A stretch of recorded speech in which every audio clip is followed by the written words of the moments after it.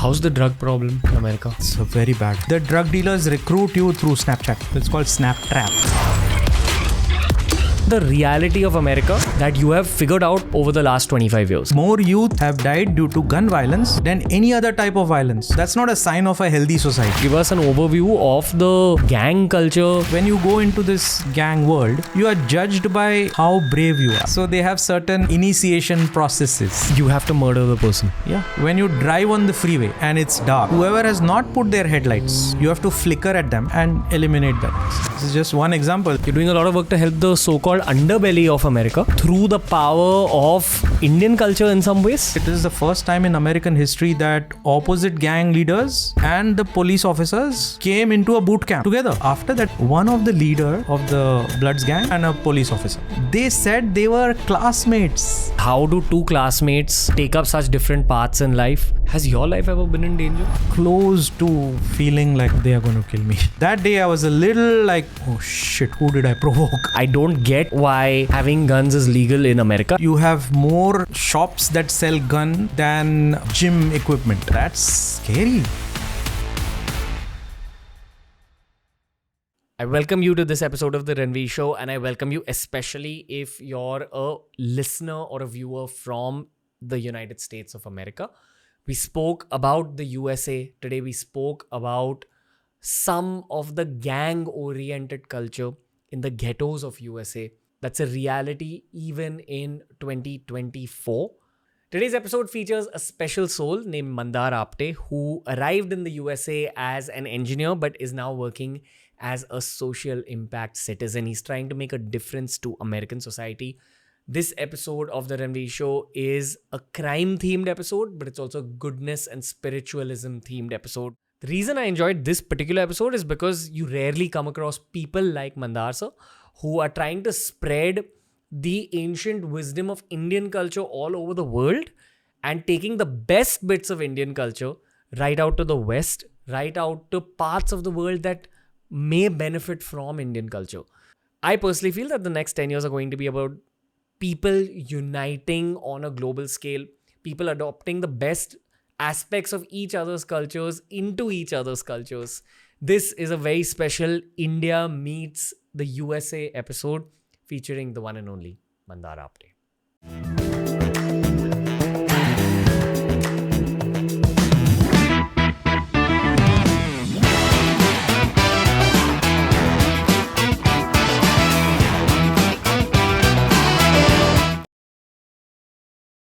This is going to be a special conversation. Firstly, welcome to TRS Mandar sir. You're doing a lot of work within the world of what people would call crime in America. You're doing a lot of work to help the so-called underbelly of America. You've been awarded a medal by the LAPD, which is just crazy. And you're also helping people in Cape Town and Johannesburg in South Africa through the power of Indian culture in some ways, but moreover the power of humanitarianism. Welcome to the show, sir. I think today is going to be a very perspective building podcast for me and the listeners. So thank you for giving us your time firstly.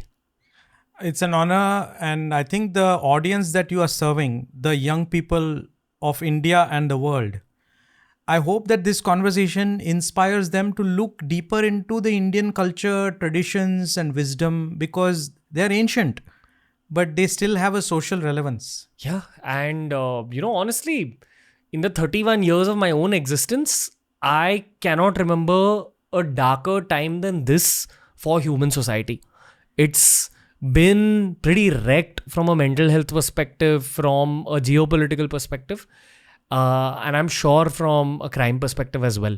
Because what I've realized about crime is that it is almost always an outcome of either a lack of education or a lack of love.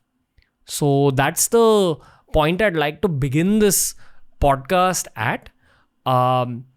But I also feel it's important to talk about the reality of what's happening in USA today. While growing up, we had a very glossy, shiny image of America, which is not the complete truth. That glossy image is what the media shows us. The rest of the world is starting to understand that there is an underbelly of America. And we know this through podcasts like Joe Rogan. We know this through YouTube channels like Soft White Underbelly. You're someone who's gone and worked within the underbelly of America. So So I'd love to actually pick your brain on this subject. Pick my heart as well. Pick your heart and brain on this subject. You've worked with gang members, you've worked with criminals. What aspect of this underbelly of America would you like to share with the audiences watching this podcast? I would like to share with how I started with, we all have seen in the US news about violence almost every day, right? And that is where I felt like starting. Like after an act of violence happens, that story becomes the news of the day, maybe a week, maybe a month. What happens to the survivor? What happens to the parent who has lost his or her own child in a school event or a domestic abuse victim? So that is where I started. I felt like I should look into the survivor of an act of violence, because who looks after them? The world moves on. And obviously the other side, which is the perpetrator of any type of violence. It was my feeling that why would somebody do an act of violence? Because they may be hurt themselves. So that is why I chose to work with people on both sides. Gotcha. Because hurt people, hurt others is the wisdom in the hood. So when you go to these inner cities, most people there have had a violent lifestyle, exposure to violence on a daily basis. So many people there will say, hurt people hurt others. And that is where, Ranveer, you meet with certain people who have had this exposure to violence. In my work, that's the kind of people that I have chosen to support, be with. One of my friends, he spent 44 years in prison, Ranveer, for multiple acts of violence. So he said, Mandar, that sentence is not complete. So I said, what do you mean, Philip? He said, hurt people don't always go and hurt others.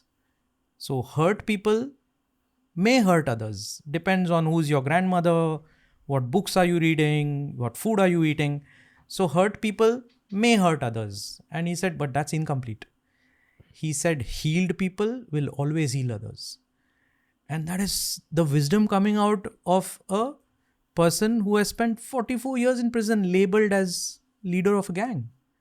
I think that is where I feel honored to be with, these people that I have chosen to be friends with. Is they are wise.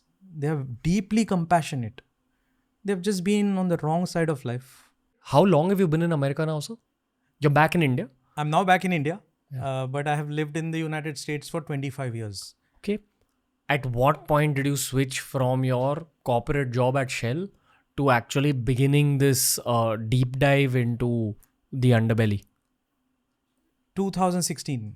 Okay. So that was a milestone year for the United States because it was the Trump-Hillary election. And we were seeing a lot of provocation by both sides. And we watched on TV, but the day when my best friend was racially abused at a gas station and told to go driving down the border, Mexico border. He was a Mexican? Mexican American. So that day it was scary because, we have the same skin color. And I felt it could happen to any one of us. So that is where I started putting my own life experiences, that the wisdom of India, the meditative practices, the discussions with saints, all this that I had learned, I felt like this is what I'm committing myself to do that day. Are you saying that during that election cycle, there was an increase in racism? Big time. Because this is a narrative we got in India, especially once Trump got elected. They said that the casual racism increased a lot in America. Did you feel that? Yes, definitely. And, keeping it apolitical, because racism simply means seeing the other. Whereas if you look at the Indian philosophy of Vasudhaiva Kutumbakam, you are feeling connected with the whole world, people, animals, trees, the rivers, right? So that is where racism begins, when the belongingness ends. So it could be tomorrow with anybody. And violence, at least in the American context, it doesn't look at your skin color. It doesn't look at your bank balance. It doesn't look at your political or social views. It can happen anywhere. It has already happened in movie theaters, schools, Starbucks cafes, malls. So that was my aha moment, that, it's happening everywhere. When it happens, we do go for candle marches, we pray, sad, I'm so sorry it happened to you. So we are showcasing our compassion, but after the fact. So that was my wake up call. Why are we waiting for an act of violence of any type to showcase my inherent compassion? So that was when I felt like I need to go out of my shell. So, I mean, you're someone who's had a very successful material career within American society, but American society is deeply layered, and that's something that the rest of the world kind of knows because of music, because of YouTube again. But I don't think that people truly understand the layering of America. And that's definitely not what we are told while we are in engineering college and prepping to go to America. So I'd love for you to give a bit of an overview on the reality of America that you have figured out over the last 25 years. See, the reality of America is based on what we see on television and what they show to us. Okay, so it's based on Santa Monica Beach and Venice Beach and Hollywood, New York City, Times Square, right? But the underbelly has a lot going on. For example, there is not a single parent today in America who is comfortable sending their children to school and being carefree. There is a bug in your stomach when you send your kids to school. For example, if I ask a parent, hey, when was your last incidence in a school, in your child's school? The mind will automatically go to a negative incidence because it's happening so frequently. Even in good areas? Like so-called high society Certainly. areas? Like just few days ago, I was speaking to an executive at Apple. And he's a friend. So he was saying, Mandar, your work, I now understand it, because he was with his 8-year-old kid in Fremont in a mall, and there was an active shooter. In the mall? In the mall. Where is the Fremont Mall? Bay Area. Okay. This is like heart of California, San Francisco. He's a very successful IT executive and he knows what I'm doing. But 8 years later, it has connected because he has now had a personal experience that with his 8-year-old daughter, he's hiding under a table in a mall because it's an active shooter situation. Another example I'll give you. There was a mass shooting in a town called Parkland. It was in a school and it went on for more than 8 minutes. And I met the math teacher of that school at a social event in Washington, D.C. And when she heard about the work that I'm doing, she took me aside and she told me she was the math teacher of that school. And she locked the door of her classroom till everything was over.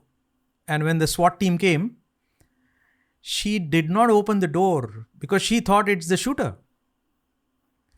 And when the SWAT team made her comfortable, she had walked over dead bodies and she's not able to sleep at night because all of them were her students. So, these things are happening and it can happen anywhere. I'll give you one more example, Ranveer.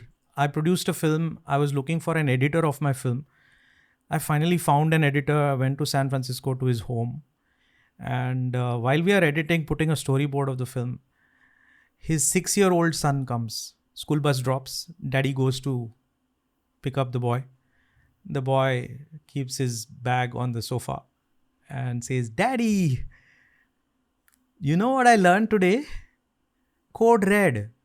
So Daddy and Mandar are asking, "What's code red?" So code red is an exercise that is being taught in almost every American school.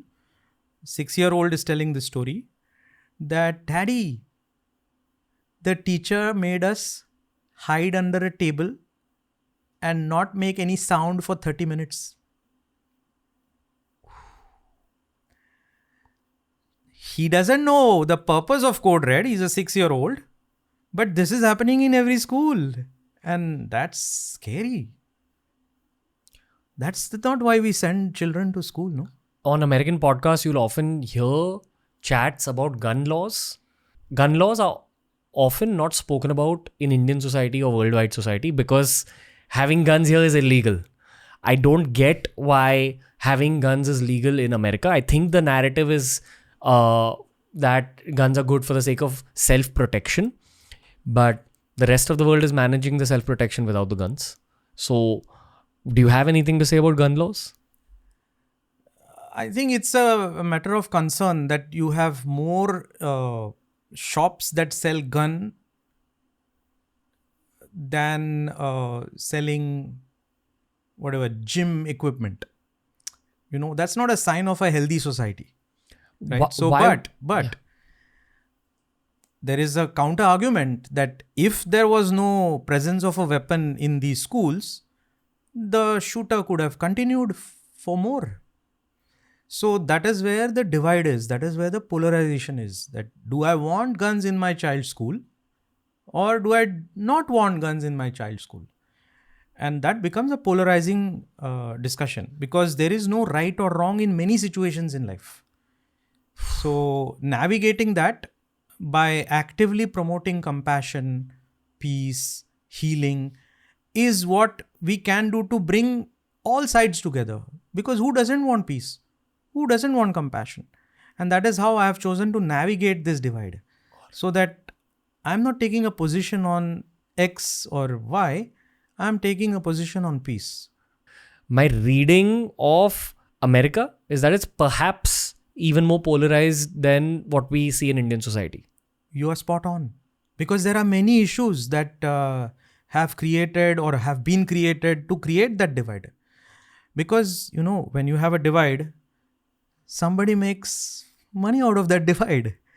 And it is a capitalistic society. So, you know, that is where we have to awaken civil society. Okay. And that is where we have to do the same thing everywhere, including India. Is at one point of time, these are not political issues. These are social issues. And we have to come together because there is no right or wrong. We are both impacted by that issue.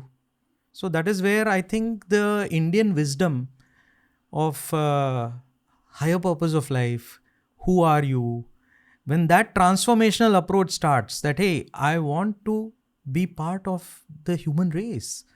I want to be part of the solution. I don't like the divide. Because in a family, let's say there is a married relationship, right? There will be arguments, for sure. But a husband and wife come together for the sake of the child. Right? So they make an agreement that at least let's not fight in front of the child. This agreement happens why? Because you care for the child. So that is where the the wisdom of human values need to be now given to all kinds of strata of society. Okay, let's talk a little bit more about American society. What do people not know? Maybe I'll actually begin this conversation by asking you about those shootouts in those schools. Who are the shooters? Are they all people who are psychologically not in the right place? Or is there another aspect to those stories? I feel you have hit the nail. I feel like, if you look at the demographic of the people who have been doing these acts, and if you analyze the logic behind why would somebody carry an AR-15, go into the first grade school and shoot 20 first graders, then go to the teacher's room and eliminate 7 teachers, and one of them is his mother, and then take his own life. If you like take a 30,000 feet higher view, it is a complex situation. It could be based on lack of parenting, right? It could be these video games that the youth are playing where they are killing people. So for them, the sensitivity of what does it mean to hurt somebody is not there. And definitely it's a psychological problem. So mental health is a big challenge. So just recently, 2 days ago, the American Surgeon General, Vivek Murthy, Dr. Murthy, has taken a very important step. He has now categorized gun violence as the highest cause of youth violence. And he has called it out as a public health issue. Youth death? Yeah, more youth have died due to gun violence than any other type of violence.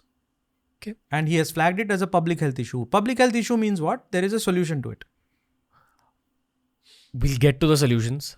I still want to break down the reality a little bit more. I know about Crips and Bloods. While I sit in India, while I sit in Mumbai, I've gotten to know about Crips and Bloods culture from hip-hop, from American television, etc., etc. But for people who don't know what Crips and Bloods means, I'd love for you to explain that. And secondly, generally, if you could give us an overview of the gang culture that's growing in America. Is it growing? Or is it plateaued out? Or is it going down? See, I think that culture is based on my analysis of what is a gang member. Because I have many friends who are gang leaders and who have had this gang background. But they are my friends. And based on the stories that I've heard from them, they have come into that culture because of a lack of love in the home. Like, for example, one of my friends, Jason, his father pointed a gun at him and he has seen his mother being abused. So he has not received the love of his father. This is the starting point, because love is something that every child wants. And you don't get that at home. So you're looking for where do you get it? And that is where you go on the street and your group of friends on the street are accepting you for who you are. And that is where that lifestyle starts. And my experience is that because these gangsters or whatever criminals you call it, actually they have a lot of courage, Ranveer. Because they are doing things that you and I are not doing, because we are fearful that, if I break the traffic light, I might be booked. I might go to jail. But now these guys have done those acts and have already gone in jail. So they are showing courage for the wrong reason. And that happens, Ranveer, because when you go into this gang world, you are judged by how brave you are, how macho you are. So they have certain initiation processes, and I'm privy to some because that's what I've heard.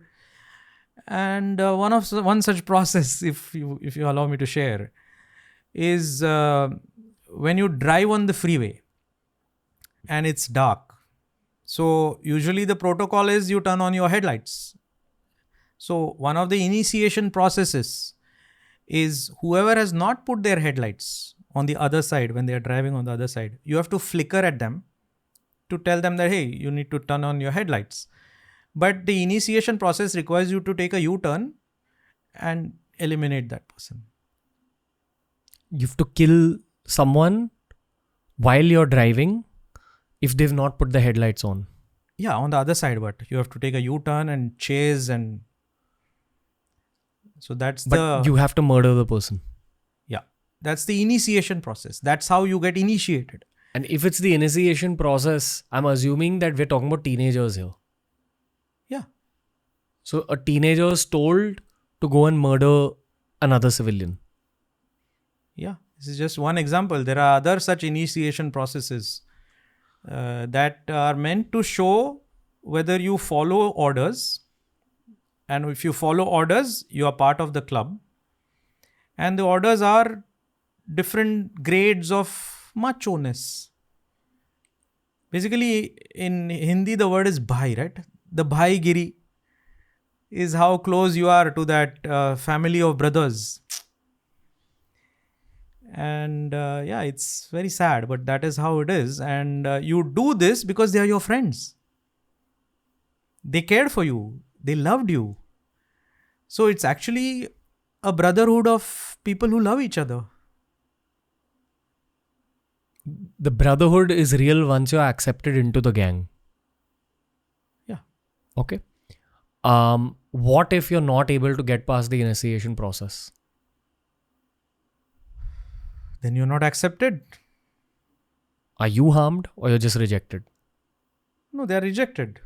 As long as they don't know any secrets, right? So now the people that I have had the privilege and honor of teaching meditative practices to, they are formally incarcerated. So gang leaders, people who have spent 10, 20, 30, even 40 years in prison for multiple acts of violence, you can't just leave a gang. So they have been released. They can't just leave the gang.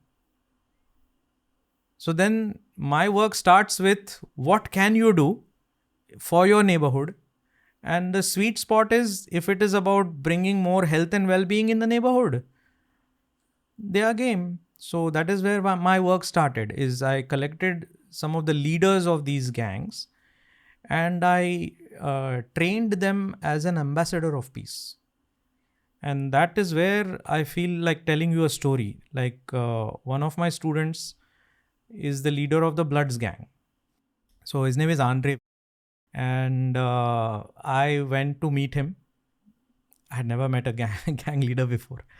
I went to meet him and I said, Andre, I've heard that you are a leader of the community. Can I have 5 minutes of your time? So he said, yeah. So I said, I'm from India and this is my backstory.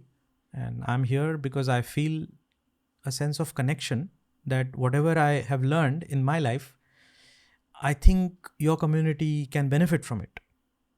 So can I get 5 minutes of your time?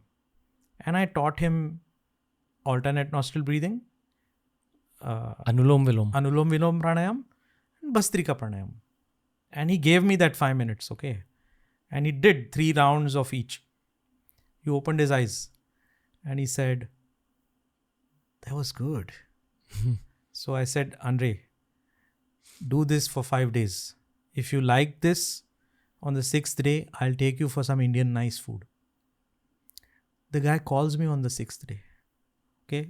And I said, see, this is where I would like you to be a teacher. Because you have much more influence than I will ever have. Would you like to be a teacher? He said, yeah, I would love to teach. And that is how I quote unquote recruited a Bloods leader. A Bloods leader and several other leaders from 2 other gangs. One is Crips, the other is MS-13. These are all rival gangs. These are all rival gangs, yeah. When you went to meet him, yeah, did you go to his house? He was at a community basketball court. Okay.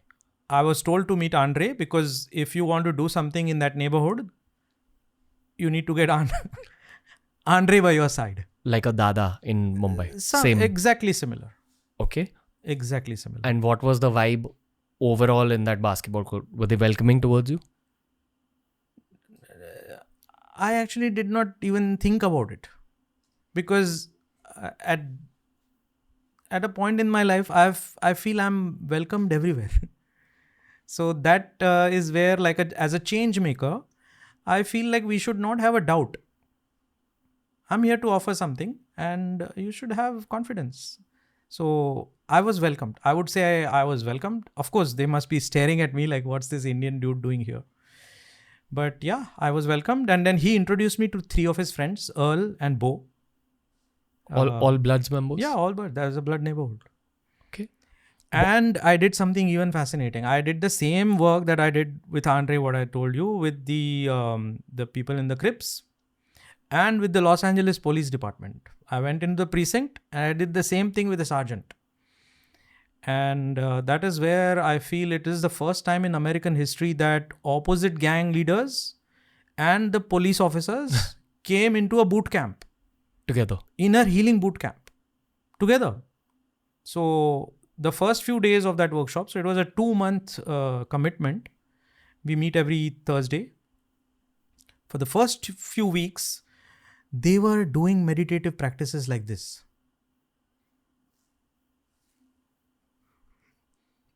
And as an instructor, it's a funny situation. For people who've not been to these meditation boot camps, what I do want to tell the audience is that it's a very intimate experience between yourself and the instructor, as well as yourself and the people who are doing it with you.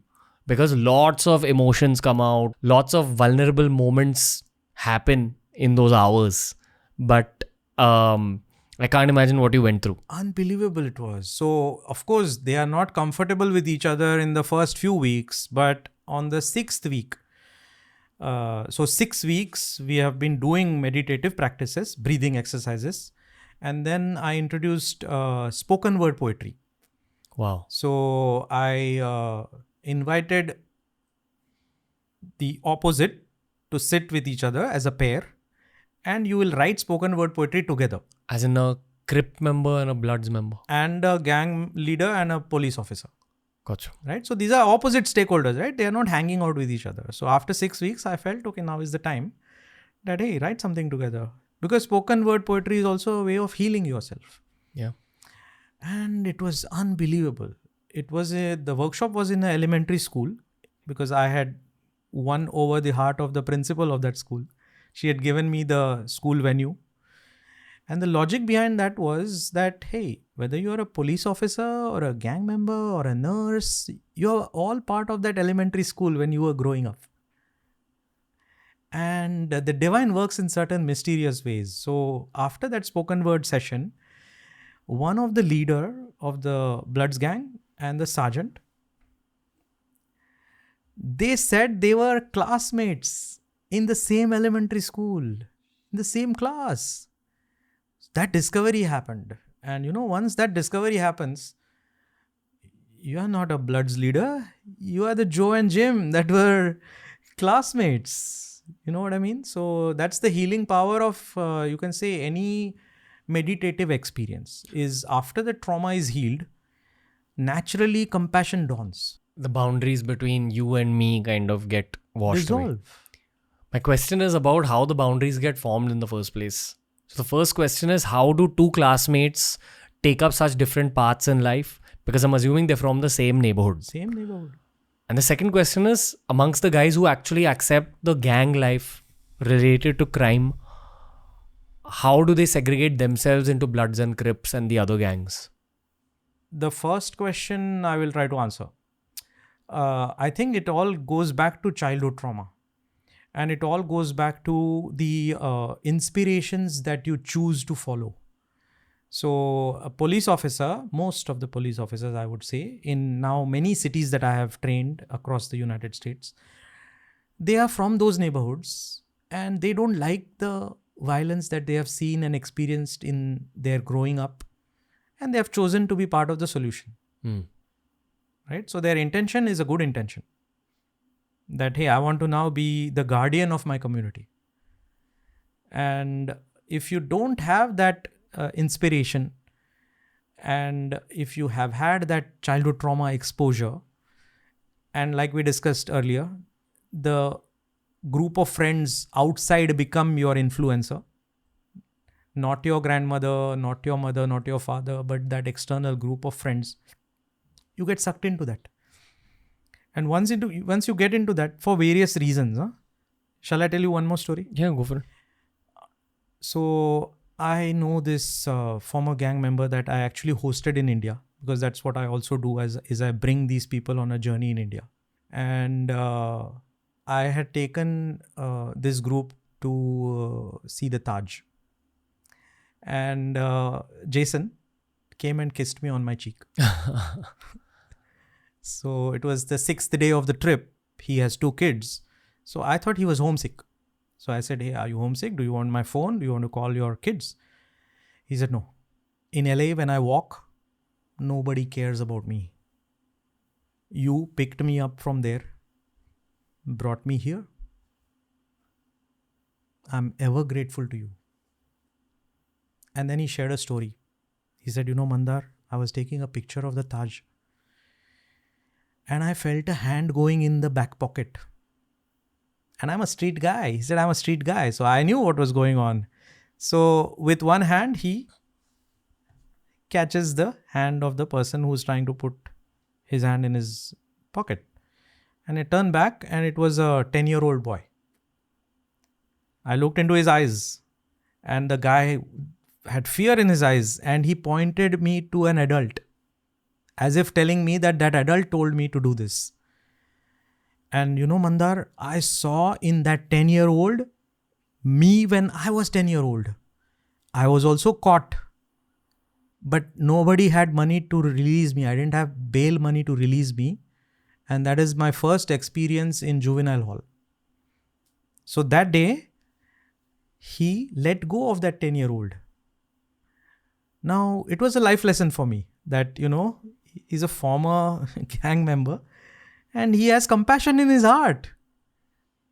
He has learned something in his life and he wants to apply that so that the life of a 10-year-old doesn't get spoiled, because he could have easily booked the guy, sent him to police, etc. And then when I visited Los Angeles, he took me around that neighborhood and he told me, I told you that story when I was booked. So what had happened? He had passed in his math exam. Okay, it was a surprise for him. He passed in his math exam and he asked his mom, can I throw a party? So mom said yes. So he invited 10-20 of his friends. 200 people showed up. Okay, 200 people showed up. This 10-year-old boy gets confused. So they pull in money and they order pizza.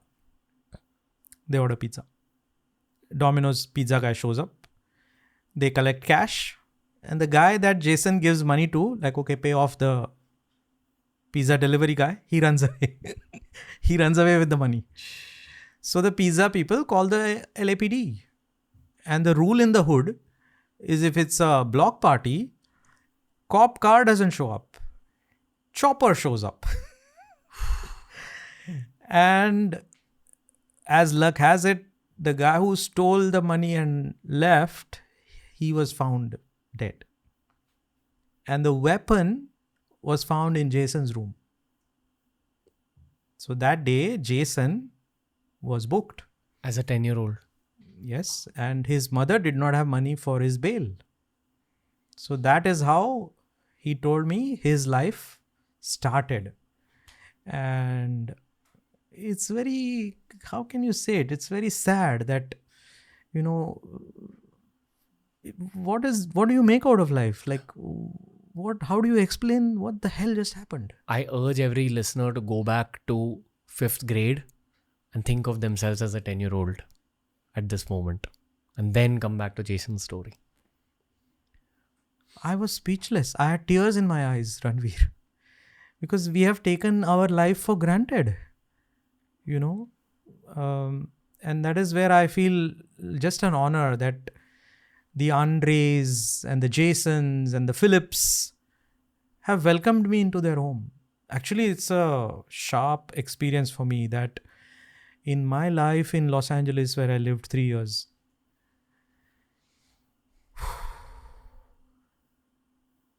only 2 people invited me to their home. One was Andre, the leader of the Bloods gang, for a cup of tea. And the other was a leader of the MS-13.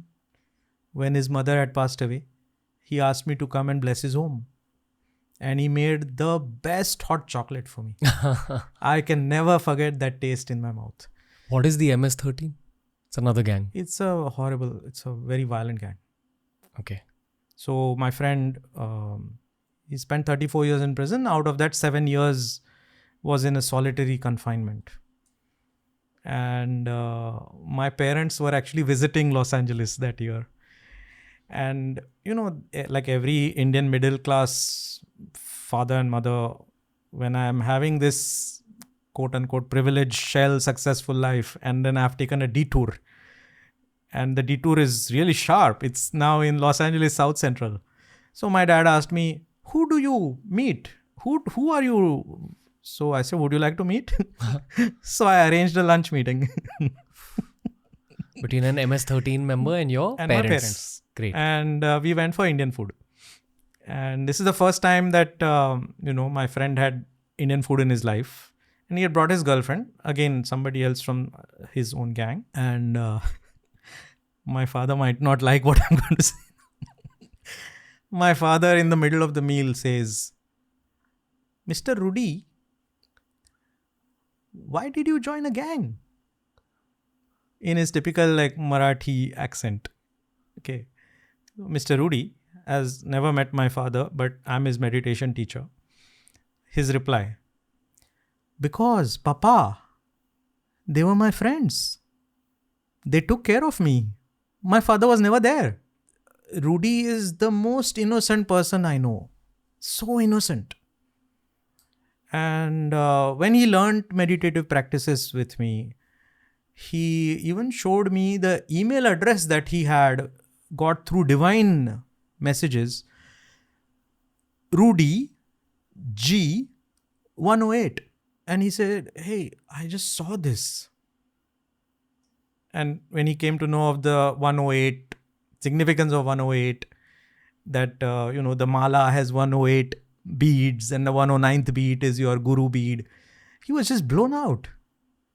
Because he's natural. They're natural people. I'll give you one more story because of the natural people. Huh? Go for it. I'm in a church, okay, in the hood. I have never been to any such place before. And I have just screened my documentary film. It's a 45-minute film where I'm hosting the parents of a mass shooting who have lost their children in a mass shooting. And my friend Jason from the LA gang. And they are traveling in India with me for 10 days. So that's the narrative of the film. The film screening happens. And the community starts arguing, high-pitch arguing, because there has been a police shooting of a black community member a few days before. But it has nothing to do with me. So I'm standing in the front of the room, completely clueless, like, what's going on here? And out of nowhere, a tall, 6 foot tall African-American woman stands up in the back of the room and says, do you need my help? I was literally praying. I was asking for help. So I said, yeah, ma'am, please. So she comes in the front. She's this tall woman and she says, I lost my husband to a gunshot. My only son committed suicide. I would be a nervous wreck if I had never learned meditation practice. Only because of this knowledge of meditation, I completed my college and I am now a psychology expert. This man from India will not lose a penny if you don't listen to him. You will lose $1 million of peace. So she created this space. The pastor of the church, hey, what's this meditation? Is it like religion? So I have never faced such a scenario in my life. And here is the answer that comes out of my mouth, unplanned. I said, sir, can you do me a favor? Everybody, 75 people in the room, make your fist tight, as tight as you want. If it doesn't pain you, it's not tight enough. You need to, your face needs to now be, close your eyes. And now slowly, 1 inch at a time, slowly open your fist. 1 inch at a time. And now you can slowly open your eyes. Whenever you feel comfortable, you can open your eyes. How was your experience, Mr. Pastor? So he says, I feel calm. I said, do you have problems in your life, in your community? Yes. Did you think about those problems? No. I said, sir, that's meditation. Your mind was in the moment. It was with your body and your breath. if you can live like this for the rest of your life, you will live like the innocence of a child. And then that space opened up. Because then the pastor was asking questions. Say, teach us more, teach us more. So I taught them again Anulom Vilom Pranayam. 75 African American people, including police officers in the room. And they did Anulom Vilom Pranayam and Bhastrika Pranayam. And I don't think he was a leader, but he's quite a reputed guy in LA. Jaime is his name. Jaime comes to me at the end of the event. And Jaime says, Mandar, I was in prison. And the experience you just gave us, I have had that in prison when I used to think about, I'm not my thoughts. Me and my thoughts are different. So I told Jaime, brother, I need to talk to you because you are a sage. You've had that experience. You are disconnected. And so I took him aside and I said, you can be a teacher. Because most people don't know this. Most people get carried away with their thoughts. A thought comes and you act on it. Later on you repent. Later on you regret. You can be a teacher. So that is where I found my own healing, my own, you can say, brothers. Because these are all people that are just unbelievably amazing. So are you a gang member now? I am. I am. Actually, something wonderful happened a few months ago, actually. Because I've done my work in the hood in South Central Los Angeles. You get your street cred, right? You get your badge. And George Floyd was murdered a few years ago. And so many communities started uprising and there was conflict between police and the community. In many cities, America was burning. Seattle, Nashville, Minneapolis, Rochester. And I was invited by these communities as a peace builder. So I was doing one of my engagement meetings with a stakeholder in Minneapolis. And she was an African-American woman. And she said to me, you're showing us all these videos from Los Angeles. Somebody must have arranged these workshops for you. You're a privileged guy. So at the end of that call, I said, Madam, I just want to correct you a little bit. Nobody arranged the workshop for me. I did the workshops.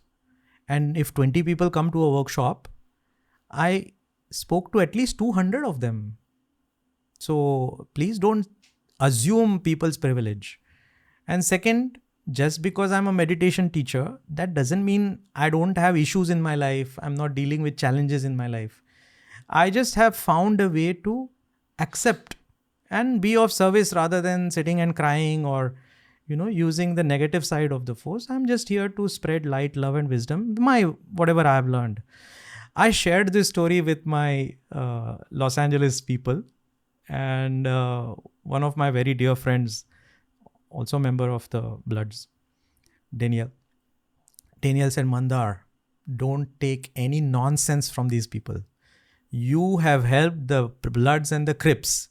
You are part of us. Don't you ever take this. You're part of us. Even if you have helped one of us, you're part of us. So that is the kind of feeling, the family feeling is what I feel. It's like brotherhood, man. It's like brothers, it's like, I cannot explain it. I found myself in those communities. I did not find this joy in the corporate structures. I did not find it. I found it in South Los Angeles. What is gang warfare? It's shootouts. Yeah, it can have any manifestation. It can be stabbings, it can be shootouts, it can be violent domestic abuse of the other side's women and children. They target the women and children as well? Yes. What will even children happening? And drive-by shootings. Like I was teaching my workshop in this South Central neighborhood and I heard gunshots while I was teaching my workshop. And choppers came because that's the culture of this Los Angeles South Central is chopper comes. What do gunshots sound like? Cut. It's like firecrackers? Yeah. And everybody there knew that. And they told me that, these are not firecrackers. These are gunshots. So my students educated me that day. And I saw, because we were teaching in an elementary school, that all the young kids started running to take cover. I have never seen choppers near a school in Houston where I used to live. So I asked the principal of the school, who was standing next to me, that, wow, these kids are intelligent. How do they know that when the chopper comes, you have to take cover? So she said to me, Mr. Apte, come on, this is South Central. This is normal. And in front of my students, I shouted at her, what the hell? How can this be normal? Somebody has to think this is not normal. Only then you can come out of it. So, that is when my students, again, the leaders of this neighborhood, they told me that, the intensity that you are bringing from a different perspective, because they are in that hood. They are in that conversation every day. But a new perspective is where they started appreciating what I was telling them. There are neighborhoods like this all over America. Neighborhoods like that all over America, in the backyard of every city. They're called inner cities. Okay. How's the drug problem in America? Oh, it's very bad. Is it growing? It's massively growing. And it is also affecting the Indian American community as well. What do you mean? Just first 3 months of this year, 12 Indian American students have been violently murdered, have taken drug overdose, and have committed suicide. Now, these are all well-to-do children, people either coming from India to the US to study or second-generation immigrant kids. And pandemic has really created a huge mental health crisis. And, that drug problem, I even have a friend, Santa Monica, as white as he gets, only kid, got into snap trap. What is that? The drug dealers recruit you through Snapchat. So it's called snap trap. They wished their child good night. Next day, drug overdose. That boy has died. Do you know what drug it was? No, that I don't know. But I know the parents. Their only child. So now this is coming in every neighborhood. It is not just the inner city neighborhoods. It's coming. It's a crisis. It's a poly crisis. Why has this happened? If this is one of the richest countries in the world, I'm assuming drug use happens as an outcome of some kind of inner void. We know all over the world that all of the Earth's human beings' mental health has degraded over the last 5 to 10 years. And we also know that in America, the degradation has been a little sharper. That's what we sense from the outside. When you use Twitter, when you listen to American podcasts, there's always a part of you as a foreigner to America that thinks that, okay, why are these guys in this mental state? Why so much tension and fear? There's way too much tension and fear. When you talk to your friends who've immigrated legally to America to study or to work, they talk about how America is a pill-oriented culture where everything has a pill. I don't think that that's how human life should work. You don't need a pill for everything. But whenever I think about all these problems, my cumulative understanding always boils down to there's some mental health issue situation going on in America more than the rest of the world, which is what's leading to so much drug use. And it is so true. Whatever you said is golden. It is so true. Because at the end of the day, making more money, having a bigger car, having Nike Air, having all kinds of stuff, material stuff, at the end of the day, it will leave your heart hollow. So I think at the heart of it, we have to go back to our traditional values of family, a unit, caring for each other, sitting on the dinner table and enjoying your meal, playing cards. That is where I think we have to go back to. And there is a hole in the heart. It's not fulfilled by just playing video games. In fact, it's an addiction. It's going to make you more addicted. And that is where you need this wisdom of taking a time out And that is where I think the gift of meditation, yoga practices create that time out. But the drug problem is growing in America very rampantly. We heard about San Francisco and how that city is degraded, Yeah. right? You'll see a lot of drug usage, homelessness on the streets as well. Yeah. Is there actually a practical solution to this problem? So again, my lens is very different. My lens is a corporate lens. So I look at it as a business. Okay. So drugs being sold, somebody's making money from it. Child trafficking, girl trafficking, somebody's making money from it. So we need to now counter it by looking at, can I create a business of compassion? Can I create a business of happiness? So that flourishes. And I think that is, again, I'm not encouraging people to not follow the rules, public safety guidelines, public health guidelines. But there is something that you can integrate into your lifestyle that you don't need the support of the drug. I think the most beautiful thing about America is how ambitious the individuals of America are.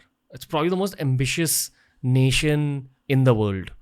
And the other nations learn ambition from America. But that degree of ambition also has a flip side, which is a deep sense of individuality. And a deep sense of individuality is not conducive to community living.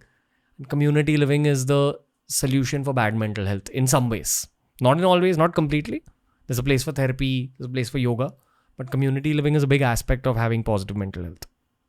Yes. And what I have learned, again, I have a student, she is mid-20s, Latino American, grew up in South Central. So she's familiar with all this violence and all these drugs and all that. But she back-to-back experienced 2 homicides. So this is scary, like 2 back-to-back events, gang violence. She's holding the gangster and the guy dies on her arms twice in 2 weeks. So she goes into this mental turmoil spiral downward. Now, she tries everything. She tries counseling, she tries therapy, she tries good food, but finally she learns how to breathe. And she likes what I am doing. And so she says, hey Mandar, this is missing in my neighborhood. This is missing in my neighborhood. And I get all my wisdom. Actually, she calls me her mentor, but actually she is my mentor. Because she is the one who's coming for meetings with me. She is helping me learn the tricks of the trade of what happens in the LA context. And based on those discussions, what you said is so true, that individual and materialistic life, at a certain point, you will yearn for a hug. Wow. You will yearn for it, and that is where I feel that if the whole world is a home, India is the prayer room for reflection, for inner transformation. And that is what I also do in my work, is if you want to break out of a certain scenario and look for out of the box solutions, right? You need to leave that place and come 10,000 miles away. So every year I do bring pilgrimages of people who are on, again, all sides of the spectrum. So former gang leaders, victims of violence, police officers, all together. And I show them how the people of my country live. Not in the urban areas, in the villages of India. And, that is where that exposure, where they experience what Martin Luther King Jr. must have experienced when he came on his pilgrimage 65 years ago. He had visited India? Yes, and I didn't know anything about it. Martin Luther King had visited India. Martin Luther King had visited India in 1959 for 5 weeks. Wow. Nobody goes anywhere for 5 weeks. I've never heard the story.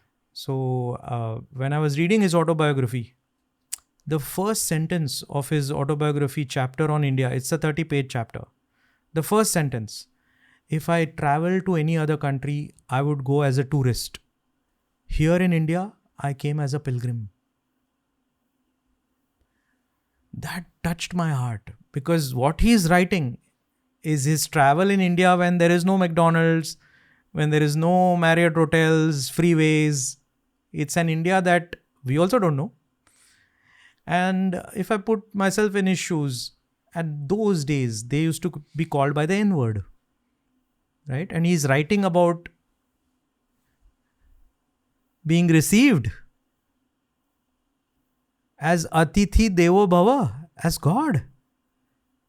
Can you imagine like what must have happened to his heart? That's what he has written in his autobiography. Do you know where he went in India? All over the place. He came, first stop was in Bombay. He came as a state guest with his wife. He was put up in the Taj Hotel. But he said, I want to go where Gandhi used to live. Pause. Just give some context on who Martin Luther King is for people who've not heard the name, because there's a big chunk of Indian audiences here as well. So Martin Luther King Jr. is a American Baptist pastor. He was one of the leaders of the civil rights movement in the 50s and 60s that ushered this social justice and equality for all movement in the United States. And they had already done the Montgomery bus boycott with Rosa Parks, etc., in 1955. On an everyday level, what did that mean for the average black person in America? Racism. It's like you're not able to enter this restaurant. I can't drink from whatever the tap you are using, and all kinds of horrible things. If you look at it, it's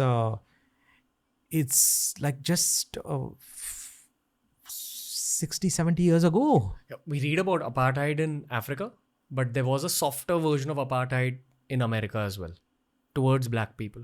Not softer. Colored people, not black people. Not softer. Harder version of it. More than what we Oh, heard deep. about. These wounds are deep.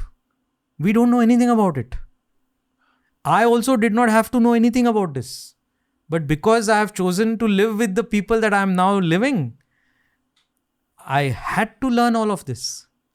Can we do a quick, tiny history recap? Just for the sake of conversation and for the sake of context. So when European immigrants start immigrating into America and are gradually taking over the land of the Native Americans, the natives begin to get sidetracked. We can't get into the depths of that history. But what is to be mentioned here is that the European immigrants, many of them brought slaves of African origin with them.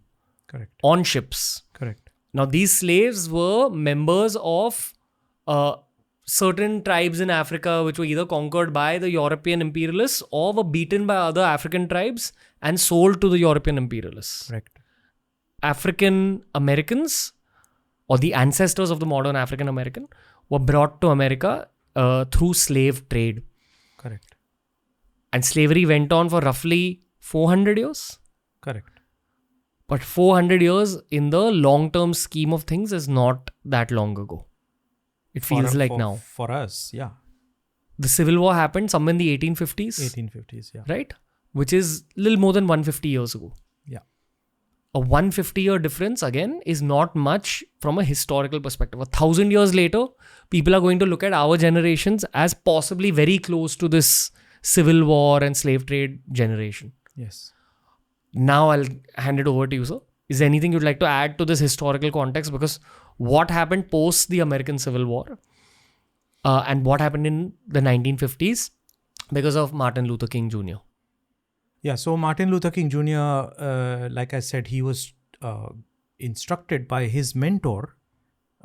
He has just recently passed away, Reverend James Lawson, who I also had the privilege of meeting in Los Angeles. I think he was 95 years old last few weeks ago that he has passed away.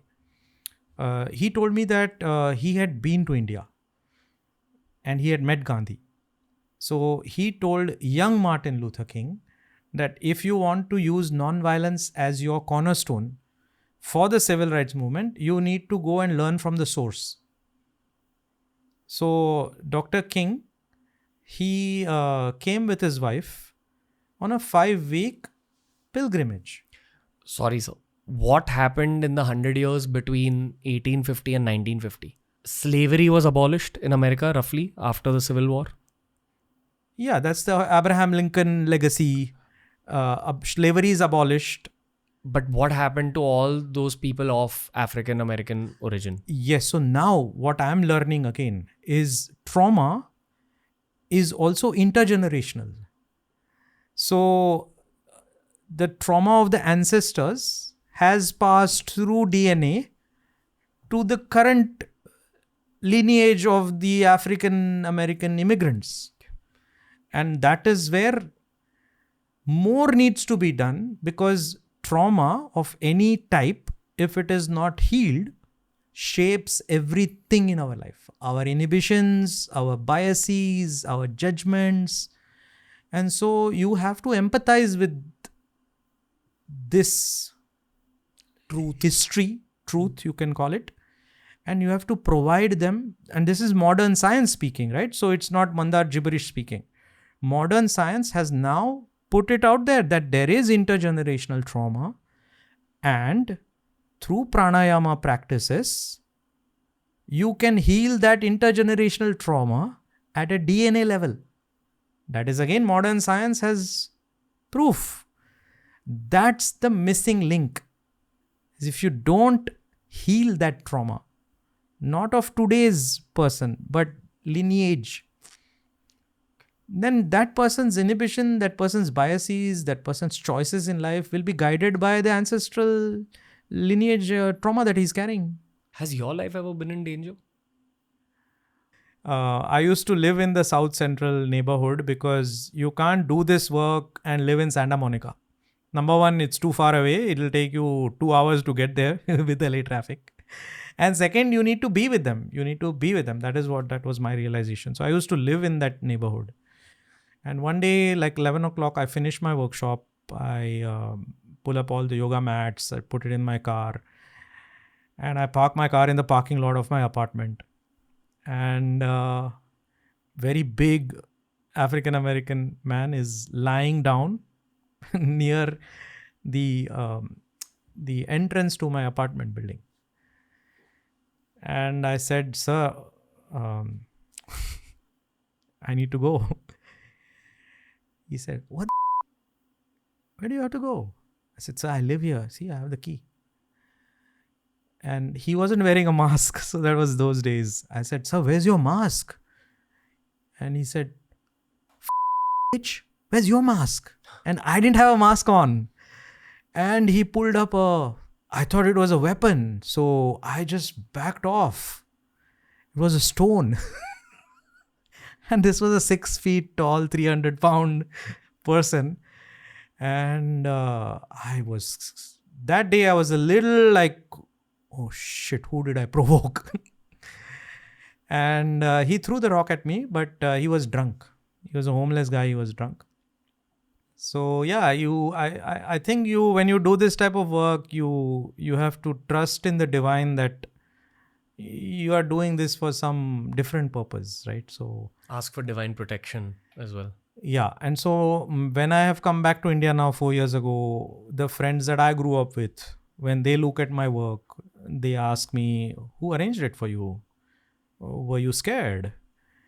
I was not scared even 0.001%. You're working at an MNC. You're deeply successful from a material perspective already. You're making your money there. And then something in you switches and you start actually working on investigating the underbelly of America and creating an impact there. That led you to documentary filmmaking. So I don't know whether to ask you why this happened or whether to directly ask you about the most intense thing that you came across in your journey.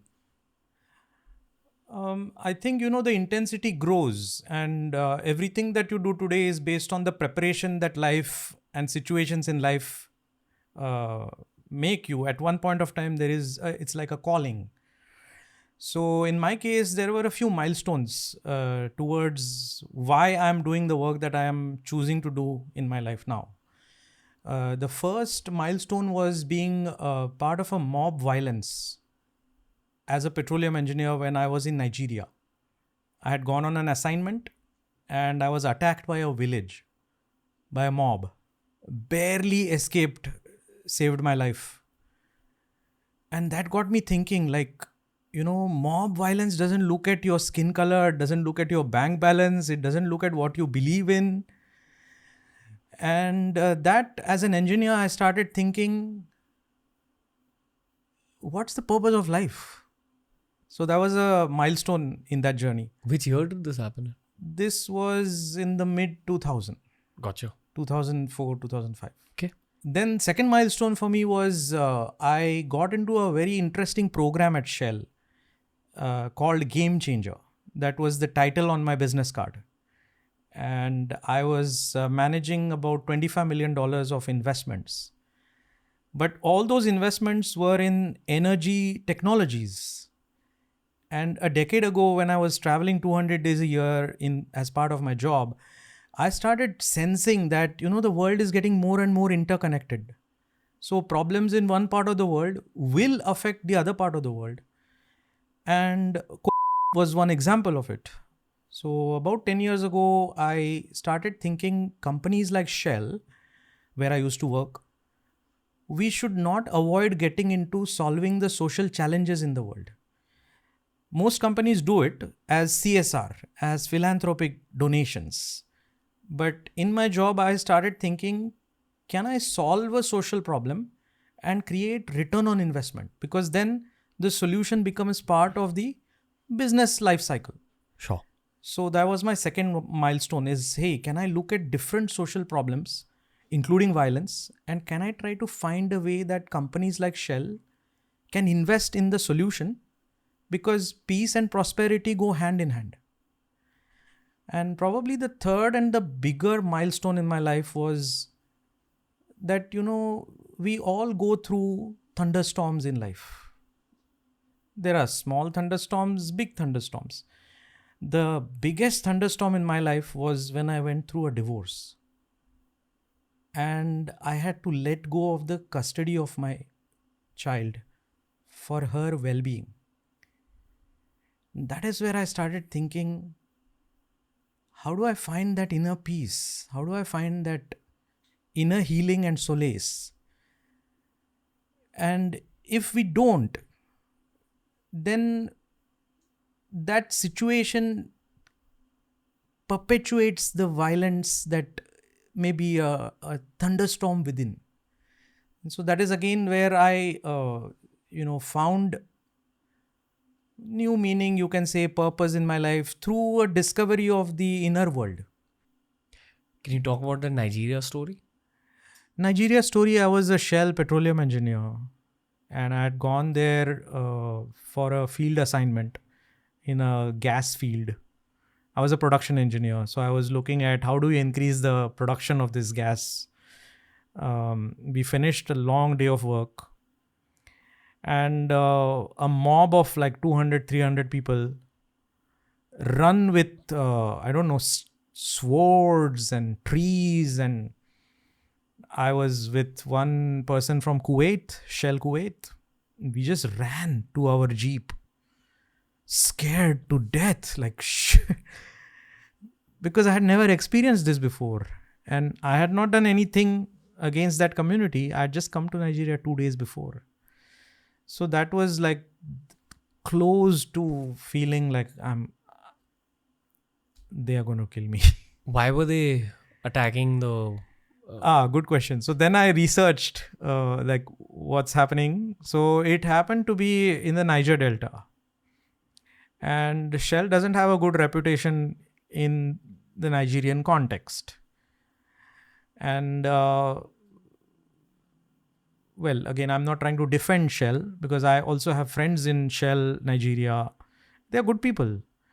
But usually what happens is, when they're extracting, it's called extractive sector. So you are extracting the natural resources, oil and gas, from a community.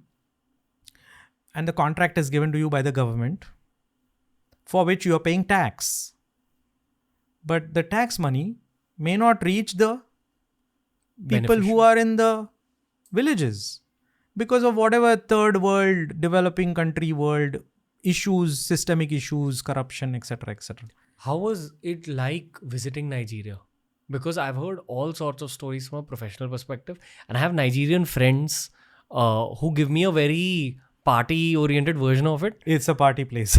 But that's subject to the fact that you go around with them. Like you need Nigerian friends to travel through Nigeria. Actually, I was working for Shell, so I made several trips to Nigeria over my career. And as soon as you land in Lagos airport, you are escorted by somebody in the Nigerian military. So I have always gone with military protection. Okay.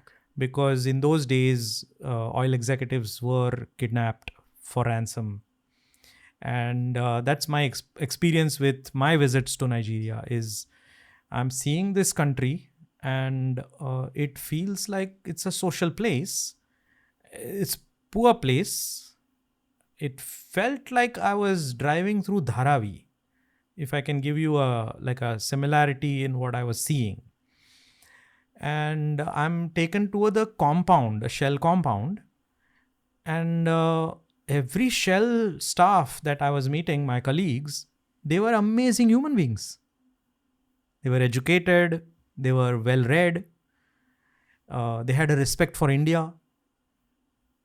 But the perception in America, again, I'm coming from the living experience in America, is poor country, uneducated people, and they are always conning people. But that is not what I felt. I found these people to be really juicy, very caring, a lot of family culture. And that is why I have many African, Nigerian friends. I call them, we are brothers from different mothers. Mm-hmm. Because the values are the same. Yeah. Very similar to Indian culture. Very similar. Very, very similar. Very similar. Clothing, social structure. Celebration. And that is true for most of the African continent. Because through my work now, I'm also doing work in South Africa, in Cape Town, Joburg. And I've also started some work now in the Congo. Oh, really? Yeah, in the Democratic Republic of Congo with former child soldiers. How's that? Oh, it's an honor. It's an honor, Ranveer. What is their reality like? Their mentality and all that? Well, they have been through decades of war, factions of war. I'm assuming that these were kids who were present at the wrong place at the wrong time and then were recruited into some sort of a insurgent group. Correct. Okay. So they've had their sort of local form of insurgency. Correct. Injected into the head when they were children. Correct. And then been rescued perhaps by, I don't know, the UN or the government. Correct. So you're saying that you're working with people who were formerly child soldiers. And like I said, victims and survivors of violence, including women. Pastors, because violence I think is of many types. Primary violence is like I have experienced violence. Secondary violence is somebody else in my community has gone through violence, which a pastor is a good archetype for that. Pastors go through a lot? Because in these neighborhoods there is so much happening. I know several educators in Los Angeles, again my students who are principals of schools, who couldn't deal with a child being murdered almost every week. They're going to the funeral. So one of my students said, I left the job because it's heavy. Secondary trauma is very heavy. So it's very sad, Ranveer. There is so much to do. And that is what I feel we need to focus on, is to spread light, love, healing. And I'm doing that sitting in Mumbai. What is Congo like? Sweet, juicy people, Ranveer. Heartful people. And when they talk to me, I'm representing India. And the smile on their face, because our soft power mechanisms like Bollywood have created that connection with Indian culture. So I feel it's an honor for us as Indians to really take the mantle of, if we ever want to be a Vishwa Guru, it will be through sharing the wisdom of inner peace, because that is what the world has come to India for lifetimes, millenniums. Steve Jobs has come here, public knowledge. Mark Zuckerberg has come here. Nelson Mandela has come here. Aung San Suu Kyi has come here. Mark Benioff has come here, Salesforce. In fact, when I started my work, I happen to know Mark Benioff, CEO of Salesforce. Because I used to teach meditation even while I was at Shell, and I had trained 2,000 Shell staff worldwide as part of my job. The chocolate was the same, meditation practice. Wrapper was innovation.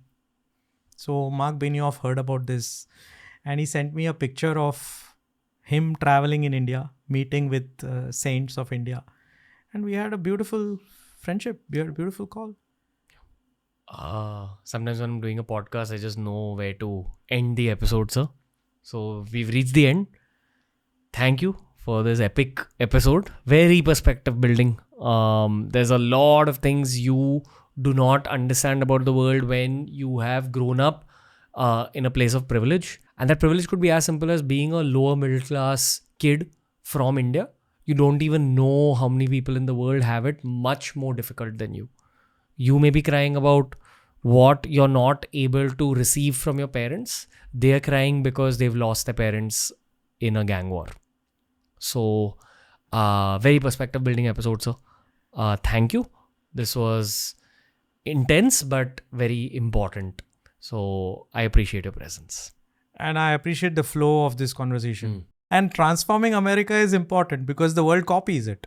Yeah. So if we can create a noise for peace, and America stands up for peace and becomes a little grateful for the wisdom of India that is the source of that transformation, then perhaps people in my own country will feel proud about that culture, that wisdom.